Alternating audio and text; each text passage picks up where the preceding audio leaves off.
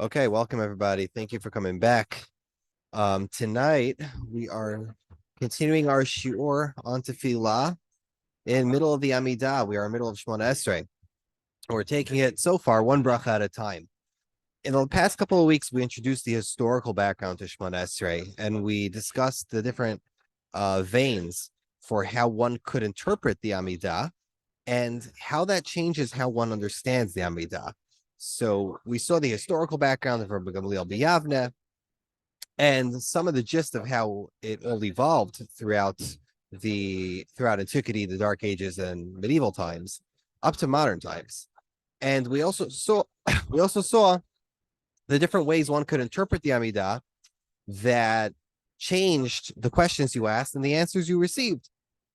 We also learned last week, we began with the first bracha of the Amidah, which is the bracha of Avot. And in that bracha, we saw, we also introduced for the first time the nusach of the Bnei Eretz Yisrael, the nusach of the Jews of Eretz Yisrael, in contradistinction to the Jews of Bavel. And we saw how the nusach of the Jews who followed that version of tefillah is very instructive and helps us reconstruct the earliest forms of tefillah. So that's one of the things we learned last week as we explored the bracha of Avot, the first bracha, which is about the fathers. Now, one of the things we didn't get a chance to discuss last week was some of the earlier words in the Amidah. We did discuss Kel Elyon Koneh Shemayim Va'aretz, or Kel Elyon Gomel Chasadim Tovim V'Koneh Hakol in the Babylonian version. We discussed how that's a little bit disjointed. It was changed over time from originally it was Kel Elyon Koneh Shemayim Va'aretz, and eventually in Bavel they pushed it out for whatever reason. See Naftali Weeder, but they pushed it out and they introduced Koneh Hakol instead of Koneh Shemayim Va'aretz. But we didn't speak about Hakel HaGadol HaGibor V'Hanora, those earlier words. And studying those earlier words is a good introduction for tonight. So I want to begin with the Gemara, which instructs us on the history that the Rabbanim knew or believed regarding this bracha. So let's see here at the beginning. It says, De Amar Rabbi Yeshua ben Levi. I'm sorry, I'll bring my video a little down. De Amar Rabbi Yeshua ben Levi. Lama Nikra. This is Gemara in Yomad Daf Samach Tet Amud Bet. Why is it called Lama Nikra Sheman Anshe Knesset Hagedolah? Why were the men of the Great Assembly called the men of the Great Assembly Hagedolah? Shechziru Atara Lioshna. For they restored the crown to its former glory. Ata Moshe Rabbeinu came and said, Hakel HaGadol HaGibor V'Hanora. Moshe Rabbeinu came and said these three, what's it called? These three, how do we say it? Descriptions of Hashem, which are the three ways of describing Hashem doxologically or with praise. He is great, he is mighty, he is awesome. Atay Yirmiyah, however, Yirmiyah Hanavi said, Nachrim mekarkarim be'echalo, ayin or atav. When Gentiles are carousing in his temple, where is God's awesomeness? Lo amar nora. He didn't say nora. Ata Daniel amar nochrim mishtabdim bivanav. We have the Gentiles are enslaving the Jewish people. Ayeg vuratav. Where is God's might? Lo amar gibor. And therefore he didn't. And therefore, Daniel said Hakel Hagadol. He didn't say gibor v'hanora. Ata inu, and the Anshe Knesset HaGedolah came, V'amru Adraba. The Anshe Knesset HaGedolah reversed the trend of the Nevi'im. They said, Zuhi Gvurato Shekoveshet Yisro Shenoten Erech Paim L'Rishayim Ve'elu Heino Ra'atav Shel Malei Mora'o Shel Kadosh Baruch Hu Hech Uma Achat Yichola T'keim Ben Ha'umot. They said the opposite is true. God's might is that he does not take vengeance against the Rishayim, and it is also that he, through his awesomeness, if it weren't for his awesomeness, we would never be able to survive the exile.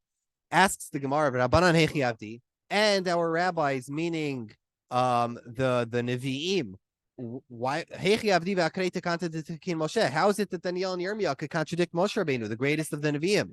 Why were they not saying Akel HaGadol HaGibor V'Hanora? Answers Amar B'Elazar mitoch she'odin b'Hakadosh Baruch Hu she'amitihu, because they knew that God is a God of truth. Therefore, they did not deceive God, so to speak.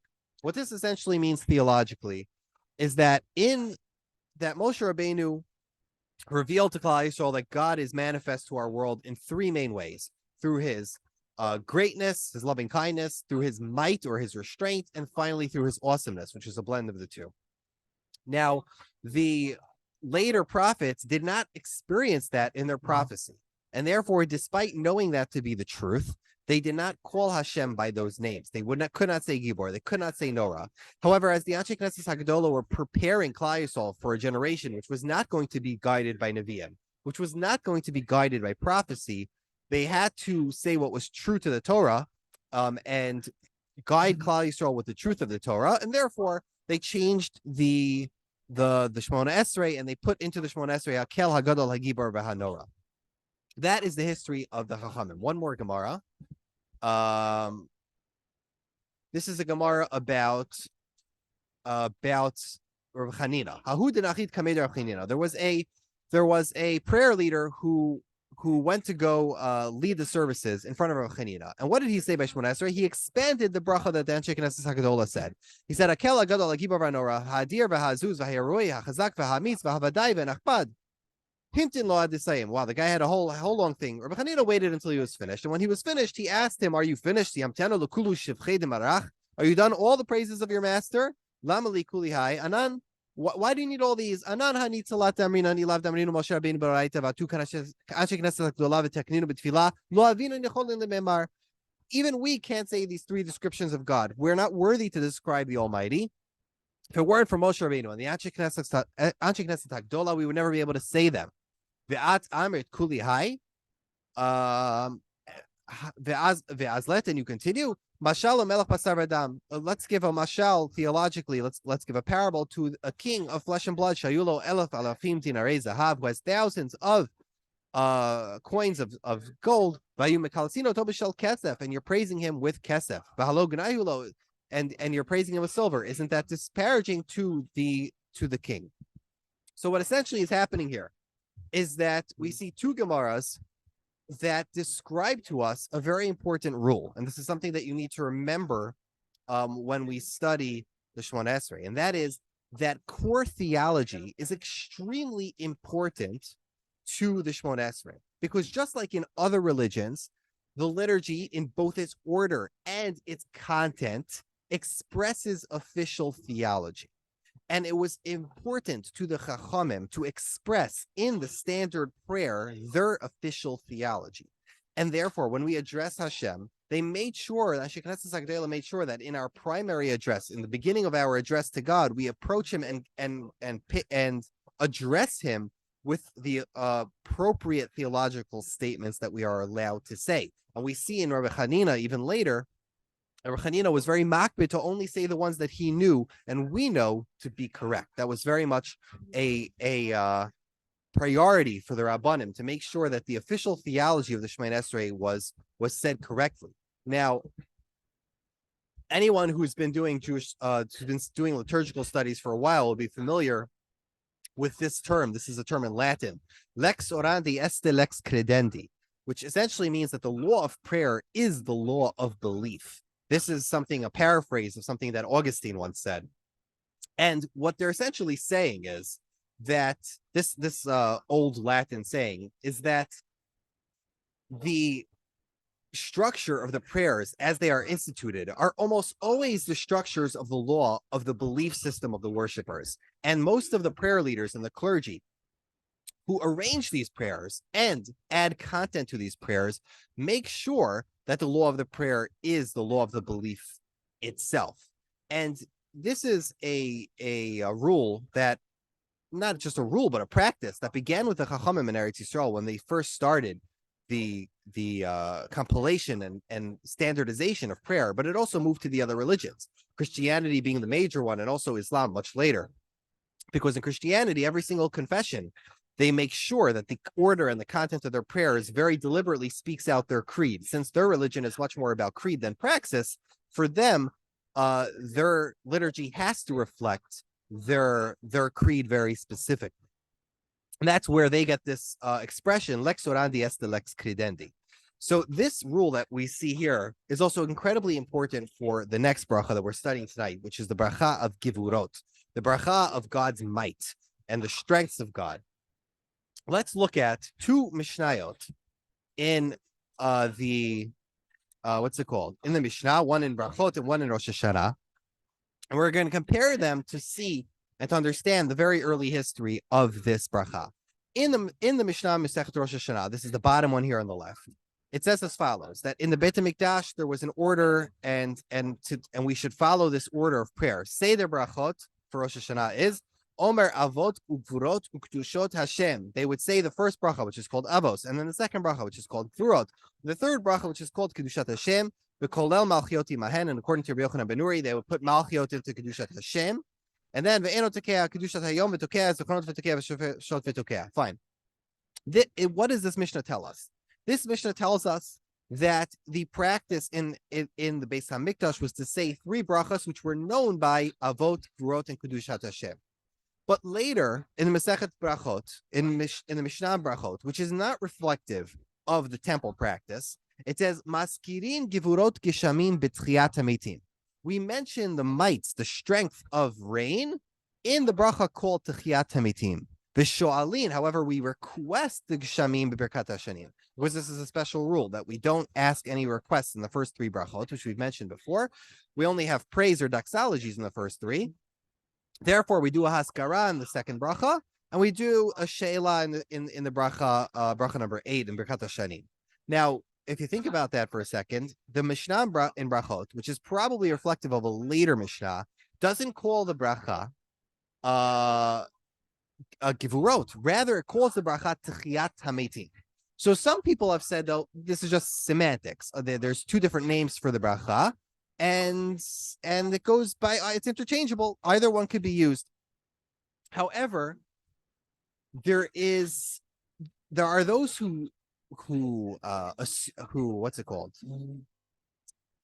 Not conjecture, but there are those who theorize that the Mishnah on Rosh Hashanah is reflective of the earlier the earlier version of the bracha, and the Mishnah Brachot is reflective of the later version of the bracha, meaning that originally the bracha was only about Gevurat Hashem and Gevurat Geshamim and all the different Gevurot, like Gevurat, Matir Asurim and the Gevurat Somech Noflim and all different Gevurot that we know about Hashem, and later Tchiyat HaMeitim got added on.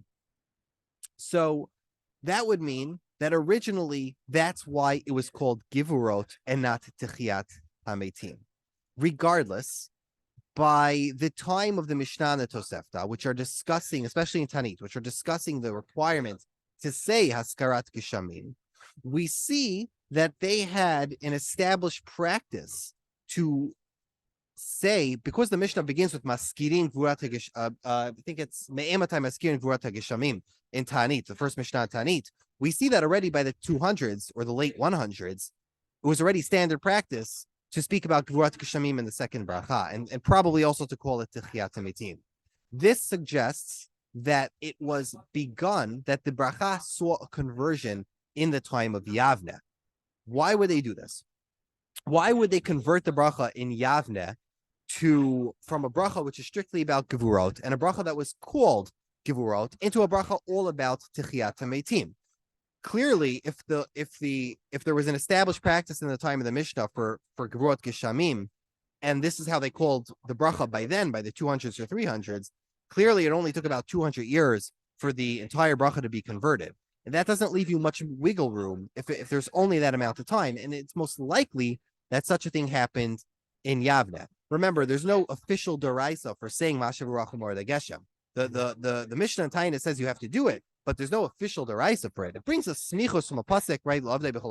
Next to Matar. There's no official mitzvah deraisa, so clearly this practice was instituted very close to the time of the fall of the Beis HaMikdash, which is right before. If you follow this reasoning, that first it was Gevuros and then later it got converted to Tchiyas HaMeisim, it doesn't leave you much time. So Isidore Loeb was a French scholar who died in 1892, and he was one of the founders of the Alliance, and he and Ismail Bogan both conjecture that in the time of the Beit HaMikdash, the closing of the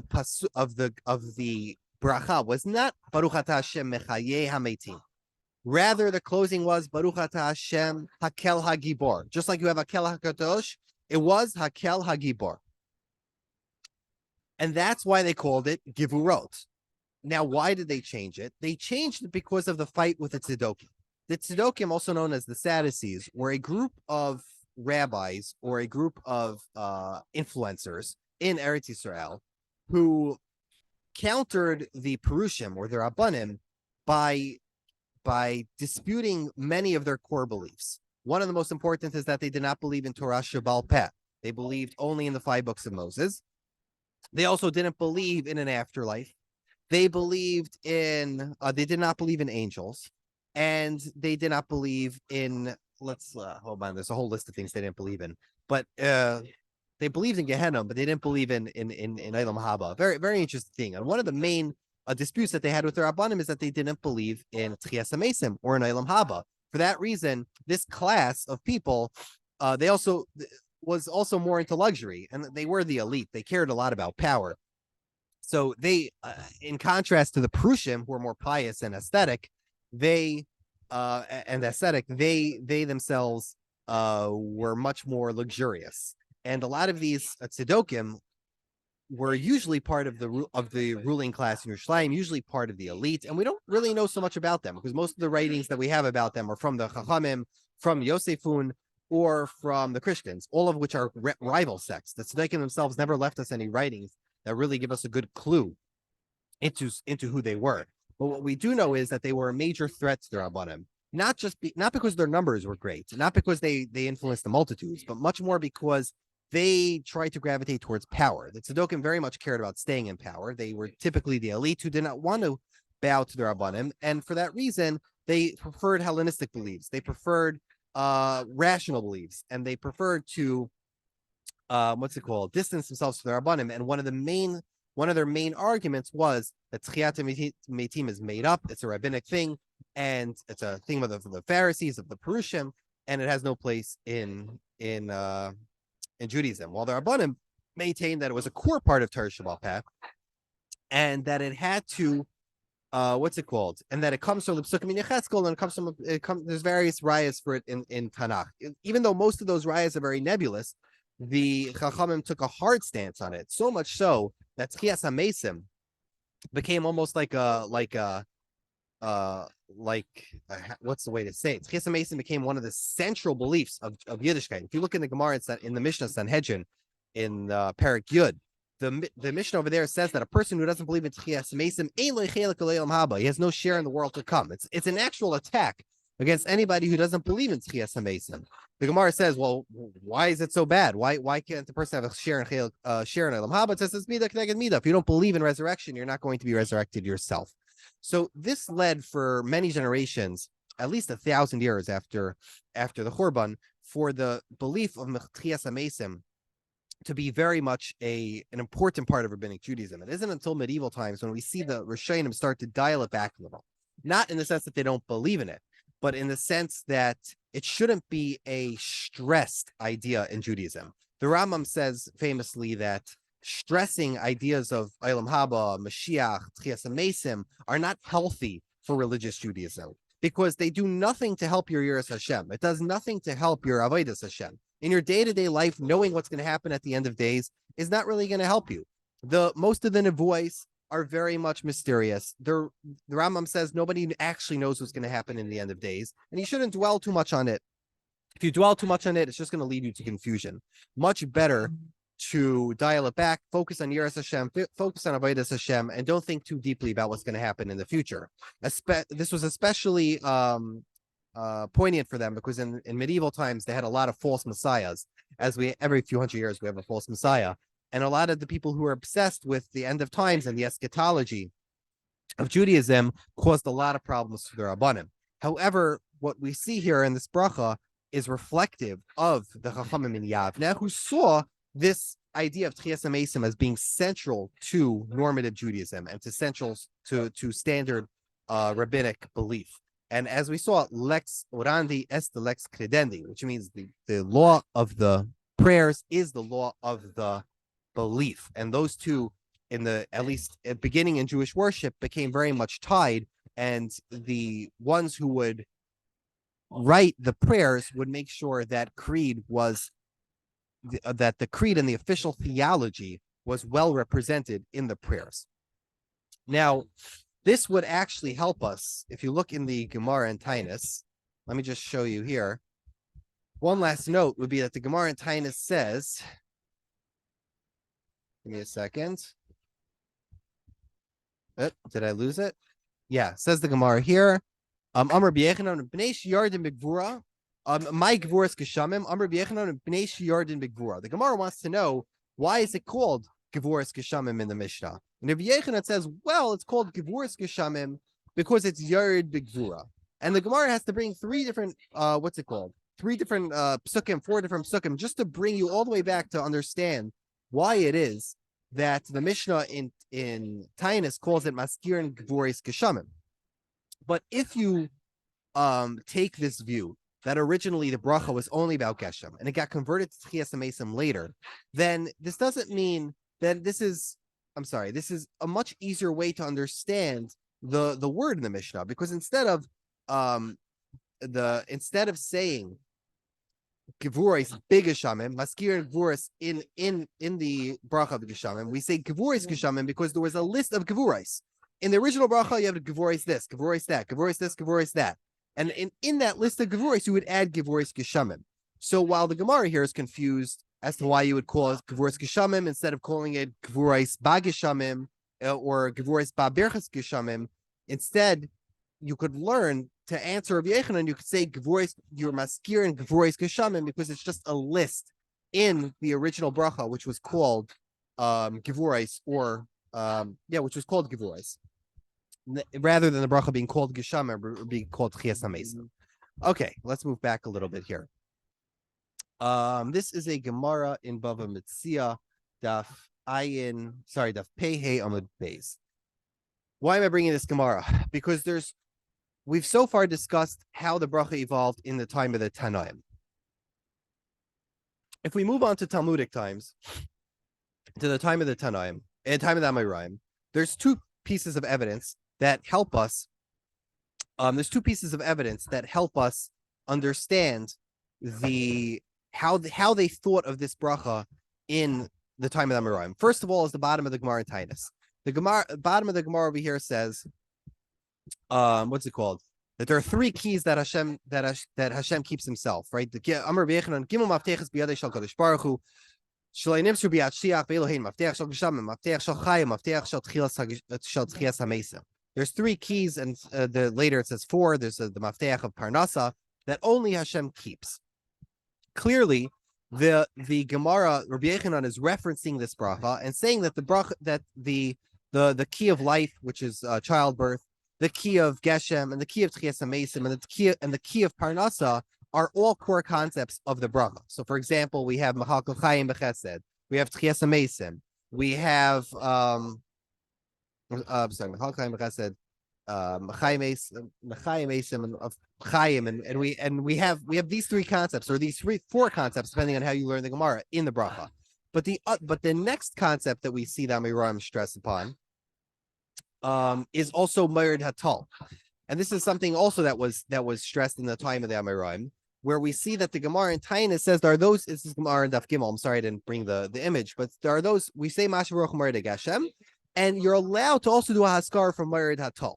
So in the time of the Amoraim, we see that there's a practice where some are only being maskir Gashem, as the Mishnah says, and some also began to say Mashav Baruch Hu Mered Hatal. Now in the Yerushalmi, in the Gemara in Yerushalmi, the Gemara over there seems to see it as a normal practice that everybody says Mashav Baruch Hu Mered Hatal.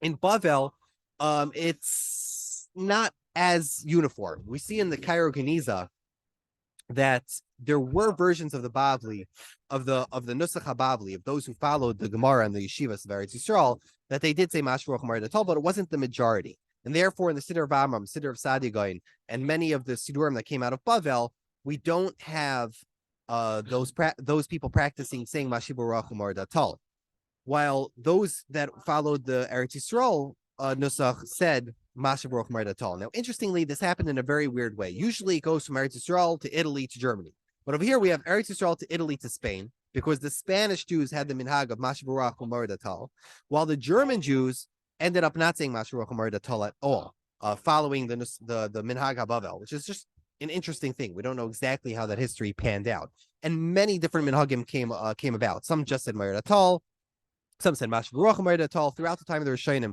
we have multiple different versions, but this all started in the time of the Amoraim, and this development began then when there were different nuschais of Meir Datal and Mashiach Haruach. One of the forgotten nuschais is actually a nusach called Melech. Let me just pull it up here. Melech Mechaye Hakol Batal, or Melech Mechaye Hakol Begeshem. This was put at the end of the bracha. The Sadia Goin didn't really like it so much, but we see in some manuscripts from the Geniza that they would end Melech. We have Melech Memes Mechaye Matzmiach Yeshua. They had Melech Mechaye Hakol Batal, or Melech Mechaye Hakol Begeshem. It's just a fascinating old girsa that's extinct to time.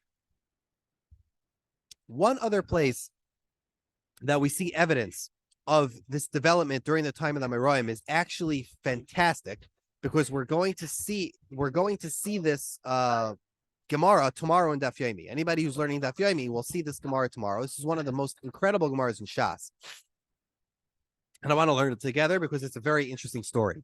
The Gemara says, Eliyahu have a shchiach b'masifta de Rebbe. Eliyahu Hanavi used to hang around the base medrash of Rabbi Yehuda Nasi. Yom Echad Reish Yarcha have one Reish Chodesh. It was Nagale. He was delayed. V'layatze, he didn't come on time. Amar Lei, Rebbe asked Eliyahu Hanavi, my time in Nagale. Why were you late today? Even then, the Reish Yeshivas were asking people why they're late. Amar Lei, he said to him, Adu Kimna Lavram, Umashina Yadei, Umatzli, Umagina Lei, V'chein Liyitzchak, V'chein Liyak. Right? What I do is I wake up Avram Avinu, and I wash his hands, and I let him daven, and I put him back to sleep. Same with Yitzchak, same with Yaakov. So he's like, wait, okay, what? Hold up. You wake up Avram Avinu, you wake up Yitzchak, and you wake up Yaakov, you wash their hands, and you let them pray, and you put them back to sleep. Fascinating. He says, okay, why don't you do them all together? Look, Minu Bahadi Adadi. Why don't you wake all three patriarchs up at the same time? He said, Savri, Takvi Barachami Umaisi Leila Mashiach Leizimne. I'm afraid that the prayers will be so strong that it'll happen, that the Mashiach will come not in his time. Amar Levi, is there such a thing in our world? Meaning, Rebbe is saying, I don't know what universe this is happening in, our universe or the next, but are there people in our world that if you put all three of them together, they prayed, they would bring Mashiach? So he said, Amar Leika, Reb Chio Banav, Reb Chio and his sons are so holy and so exalted that if they prayed together, that would happen. And this is just a continuation of the Gemara earlier, speaking about how halig Reb Chia was, how holy Reb Chia was.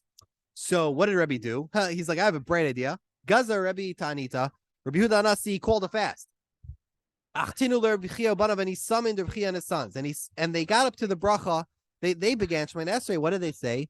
Amar Mashiv Haruach. As they said the words Mashiv Haruach, V'nishpa Zika, wind began to blow. Amar Meir HaGeshem, they said Meir HaGeshem, V'asa Mitra, and the rain began to fall. Ki Matale Meimar, as they are about to say Mechaya HaMesim in the bracha, Ragash Alma, the entire world shook. There was an earthquake. And Amri Beracha and the heavens cried, said, Man Gali Razyaba Alma, who is revealing our secrets to this world, to the lower world? Amri, they replied to heaven, Elio. So Elio Hanavi is the one who told us this secret that we could bring Mashiach early. Atyul Eliyahu, the heavens summoned Eliyahu. They whipped him with 60 fiery lashes as a punishment. What did Eliyahu Hanavi do? He appeared as a fiery bear, B-E-A-R. Al Beinayu, Vitardinu Shmuel Al Beinayu Vitardinu. He basically he turned into a fiery bear, which scared the congregation, and everybody ran away, and they couldn't continue to finish the prayer and say Mechayim Mesim. Fascinating Gemara. But what do we see from this Gemara? Uri Erloch, in his incredible book Tfilas Amidah Shalom Yisachol, looks at the various girsais of Shemoneh Esrei, and he dissects the earliest what's it called? The earliest versions we have from the Karageniza, and even earlier, to try to dissect what the earliest versions of Shemoneh Esrei were. If you pay attention to this Gemara, he says, you see, first of all, it says Masha Barach, then Mayr Geshem, and then Mechayim Mesim, right? In our modern version, it says Ata Gibor Leilam Hashem, Mechayim Mesim Ata Rav Leishia, and then Mayr Atal, and then Mayr Geshem. Clearly, in the earliest version, in the time of the Amayroim, Mechayim Mesim Ata Rav Leishia was Mechayim Mesim Ata was not part of the beginning. Rather, it's Ata Gibor Leilam Hashem, Rav Leishia. And this too, he also found this in the Karageniza, that many of the early versions of the Nusach HaBavli did not have Mechayim Mesim in the first sentence. In fact, most of the scholars who look at Ata Gibor Leilam Hashem, and the Nusach that we have today, they consider it very suspect because it says Mechayim Mesim so many times, and there's so many times that it refers to Tchias Mesim. It looks like most of these additions were added diachronically over time. There were various additions and embellishments to the bracha, which led it to its current form. And if you rewind the clock, as he does, into the Karageniza, we do find earlier, much simpler versions of this bracha. I won't tire everybody with a complete philology here, but it is a fascinating study. Now, the Nusach HaBavli very much is modeled upon Tfilas Chana, right? And well, not just Tfilas Chana, but also the what's it called? The Parak and Tehillim of Kuf Mem Vav, right? We have Hashem Matir Asurim, Zoikiv Kufufim, Seimech Neiflim. We have all those psukim in Kuf Mem Vav that the bracha here models, but also from Tfilas Chana, we know that Tfilas Chana is the model for Shemoneh Esrei. Is one of the models for Shemoneh Esrei. It says, "Vatitpalel Chana v'tomar alat libi b'Hashem Ramak Karni b'Hashem Rachav pi alevaiki samachti b'Yeshuatecha." In the first pasuk, she speaks about the godless of Hashem, the Reimos of Hashem. Then she speaks about God's salvation. Then later she says, "Hashem meimitu machayeh morit sheol v'ya'al." So Hashem deals death and gives life, casts down into Sheol, and he rises people up. Hashem morishu mashir mashpil af miromem, and he brings down and he also elevates. These are what's it called? These are themes which we see in the Nusach HaBavli. If you look at the Nusach HaYushalmi, you see a different version with very few similarities to the Nusach HaBavli. Let's look at this together. And the red arrow points to where it starts. Ata Gibor Mashpil Geyim Chazik Umeidin Aritzim. You are mighty God who is Mashpil Geyim, just like we saw in Tfilas Chana. Chazak Umeidin Aritzim. Chai Olamim Mekim Meitim Meshivorach Umarid Hageshem or Maridatal, right? So God who brings up, who subdues the haughty, he is mighty in Meidin Aritim, and he judges the violent. He's Chai Olamim, he lives forever, and Mekim Meitim, and he could what's it called? Revive the dead. Maridatal Mechalkel Chaim Mechayim Hametim. And then this version also is one of the longest versions. It adds Keheref Ayin Yeshua Lanu Tatzmiach, right? In the blink of an eye, you should bring for us salvation. Baruch Atah Hashem Mechaye Hametim, and possibly Mechaye. I'm not sure what that is. Chaye Hametim or Mechaye Hashem Hametim. I'm not sure what that actual what that addition is there. Okay, so this version here, what are the similarities? Well, Ata Gibor, the first words. Some of the versions have Rav Leishia. We have Mechal Kachayim, and we have Mechayim Mesim, and we have Masha Baruch Umered Geshem. Those are the similarities. So most scholars believe that those are probably some of the earliest words. The earliest words were probably Ata Gibor Lo'ilam Hashem, Rav Leishia, Mechal Kachayim, Mechayim Mesim, and a various list of Gevurot, and it probably before Rabbi Gamliel, it ended with Baruch Atah Hashem Akel Gibor. Then it got changed to Baruch Hashem Mechayim Mesim in order to profess the official theology, and then eventually developed into two rites. And as we noted last week, there's roughly 3 different ways to study how the Nusach HaBavli and the Nusach HaYerushalmi what's it called, evolved. Either you could say that there are 2 evolutions of the there are 2 evolutions of a non-fixed order from Rabbi Gamliel. You could say they are 2 corruptions of a fixed order of Rabbi Gamliel, or you could say they're created in the separate academies. Those were the three things we mentioned last week. Again, see the last week's share if you want to understand those distinctions. Either it was created by the two academies, one in Eretz, one in Bavel, or they're evolutions of a not strict order, or they're devolutions or corruptions of a strict of a strict fixed text. Okay. Now finally, let's discuss the mysticism, and we're just going to discuss the Kabbalah for as much time as we have, because it's only about 4 minutes left. So the Gemara says as follows in Shabbat Daf Pechet Amud Bet. The Gemara says, Amar Bishub and Levi, Kol Dibur Dibur Sheyatam Pechatosh Baruch Hu Yatzatan Nishmatan Shel Yisrael. The Gemara in Shabbat in Pechet Amud Bet says that when Hashem gave the Torah in Sinai, with every word that he sent to that he spoke, the souls of the Jewish people left their bodies. Shenemar nafshi yatsa b'dabero. Asks the Gemara, if every word Anochi Hashem, their souls left their body, how did they accept the Torah? The Gemara answers, Horid tal shati lachayot b'mitim. Hashem brought down this tal, this dew, which is in the future going to resurrect the dead. And he resurrected them. Shenemar geshem nidavot elokim nachalat chavinila atachonanta. This is an idea mentioned in this medrash, in this Gemara, as well as in a medrash in Sifri about Yitzhak Avinu, that there's something called tal shel techia, the dew of life.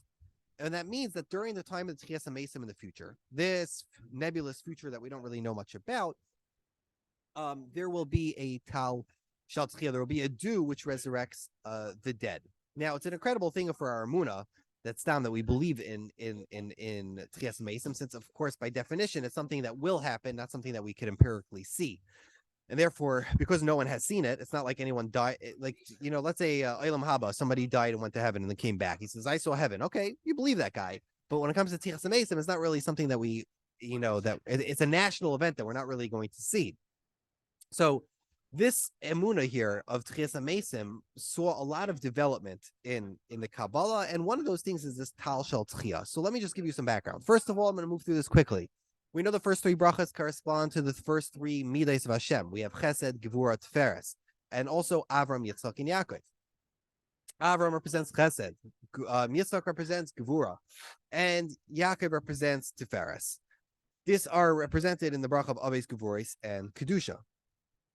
In the bracha of Gevurah, we are, according to the Mekubalim, summoning the power of Gevurah. Now, Gevurah in the world of the Mekubalim is not the opposite of Chesed. This restraint of God is not the opposite of God's loving kindness. Rather, it is a function of Chesed. It is a way of limiting the Chesed so that it's not overwhelming. Because God's loving kindness is an infinite spigot, so to speak, Gevurah has a function of limiting it and dividing it and making it acceptable by our world. It is not a yin and yang sort of thing. It's not like it's the opposite of loving kindness. Rather, Gevurah is a function which constricts with a form of tzimtzum this kindness. The best mashal, the best parable that the mystics see for this type for Gevurah is Geshem. Gevurah is Geshamim, because Geshem, it represents all the water in the world that the world needs. But if all the water would flood the earth at one time, it would flood the earth at one time. Therefore, Hashem divides the loving kindness that he has, the tchia, the life, his life giving to this world in the form of water. He divides it into tiny, tiny raindrops. That is the mashal that the Mekubalim give for how Gevurah works to bring Hashem's kindness into our world. This, in and of itself, was part of the mystical system that they saw with Tal Shel Tchia, that just as Geshem represents the life-giving force that Hashem gives to our world, so too in Tchias HaMeisim will there be this cycle. Just like your body goes into the ground like a plant and it dies, and what's it called? And it dies and it's going to wither. So too, with just like a plant, this towel is going to come down. There's going to be a spiritual towel which is going to come down into the soil, and it's going to bring back this life. We know that the rain has a cycle. It evaporates from the earth and then it comes back down. It comes back down in the form of rain. So too do the souls evaporate from the body, and then the Tal Shel Tchia is going to come back down in the future and resurrect the bodies. And therefore, the Mekubalim saw a lot of weight in this idea of Geshem related to the idea of Gevurah and Hashem's might God's might to what's it called? To resurrect the dead and to be Machal Chaim. Now, some of the other elements, I should just mention two other things I forgot to mention. First of all, some of the other elements inside the bracha which sound like Bakasha are suspect, like Masmiach Yeshua. Perhaps some have postulated that perhaps that's later, because anything which is Bakasha doesn't belong in one of the first three brachas, which is a doxology. And what else should I mention? I should also mention that this idea of Tchias HaMesim also began to get downplayed with the rise of Christianity. As the resurrection became a more central motif of Christianity in the 300s, the idea of Tchias HaMesim as being a central core belief to Judaism began to get walked back. I did mention that the Rishonim walked it back, but I should also mention that the idea of Tchias HaMesim was hijacked by a much bigger religion, namely Christianity, to believe that Yeshu rescued their people, saved the entire world, I should say.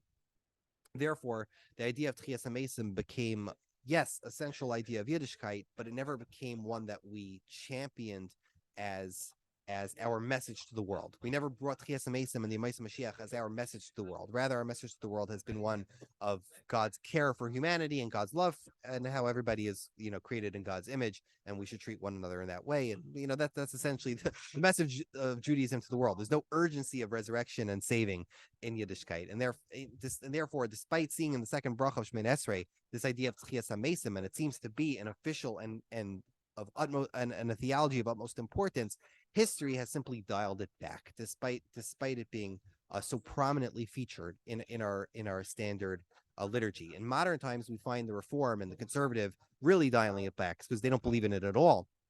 They replace the bracha with something else, something about Hashem having the eternity of the souls, etc. And that's their belief system. And essentially, even though Orthodox Jewry really doesn't like that, there is one common denominator, and this is something Lawrence Hoffman pointed out. And he said the common denominator is that everybody agrees that nobody was born by accident, nobody lived a life that was insignificant, and nobody dies with having affected nothing. Meaning all of the branches of Judaism that are interested in religion, despite all the arguments that have been going on in the past 2,000 years, one thing that we can all agree on is that we weren't born by accident, and that our lives are not insignificant, and that when we die, we will have made an impact on the world in some way.